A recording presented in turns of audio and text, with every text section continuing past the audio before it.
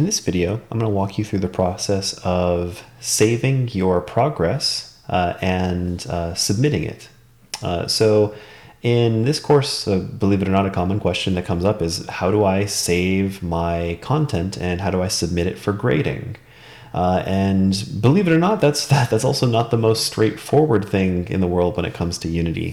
So it absolutely bears having a video to walk you through the process.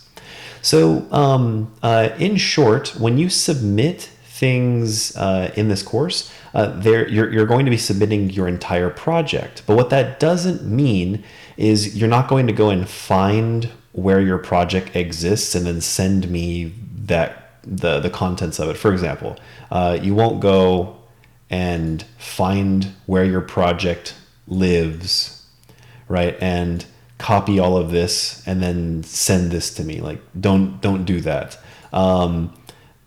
First of all, there's a good chance that won't work because there's a bunch of metadata references that Unity utilizes in order to kind of keep your games all together. But that's also not the format that I have things set up to be, that I have the learning environment set up to be looking for content that you're going to be submitting. So you won't have any luck there. In order to submit content for this course, the first thing that you want to do is save your scene that you're working in, or scenes if you're working in multiple. So let's say I've been doing a lot of hard work. I created a cube, and let's just pretend that there was a huge amount of effort involved with the creation of this cube. So I plan on submitting this. This is a great assignment. The first thing you're going to do is save your scene. You can do this by simply hitting Control S for Windows, Command S for Mac, or by going File and Save, which will save your scene. With your scene now saved, you're going to want to go down here into the project view, and you're going to want to right click on Assets, and you're going to want to click on Export Package. Now this is a really simple project. My project really only consists of the scenes folder with the sample scene that exists inside of it. As you build more complex projects, this list will grow. But the most important thing is that everything in here is selected. So if, like, for instance, if I just have nothing selected, well, nothing will get loaded into this, exported to this package. So I'm going to click All just to make sure everything's checked, and we'll click on Export. It's now going to ask where you want to save this. This is where you can choose that you want it to go to your desktop or wherever it is that you want it to go.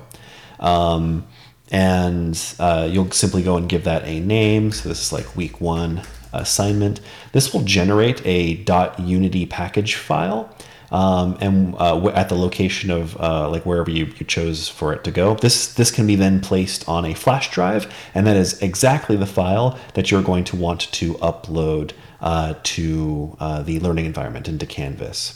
So that does it. That's exporting packages. It is a simple process, but it's not as simple as other courses that you may have taken where the only step that you have to follow is just, file, save. A huge mistake that students get frustrated with is they just try to send the scene file. The scene file only contains the basic data of where objects are located, which is usually not enough information. Projects get really complex. They have lots of assets, lots of dependencies.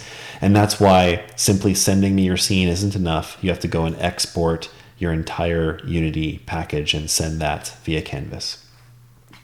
All right, I hope that this was helpful. It was a really focused topic of how you go about generating a Unity package file for submission of assignments. And if you have any questions, please do feel free to contact me.